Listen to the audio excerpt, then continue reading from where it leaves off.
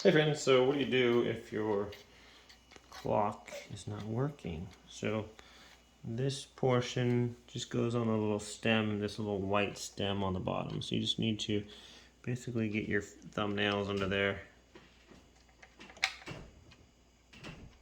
and push this down onto that little white stem there. Should stick on there if you can. Oh. Oh, he speaks. And it should just push right down on there. It's giving me a little bit of trouble. Just have to do it evenly so it goes on there. And then you're able to rotate it. There we go. So once it's on there, you can see that this is not going to rotate now. And now you can turn your long hand and set your time. So that just needs to be on it, the little thing. So if you try to rotate it with this, sometimes that'll come off. So just rotate, set your time with the long hand. Thanks for watching, friends. Have a great day.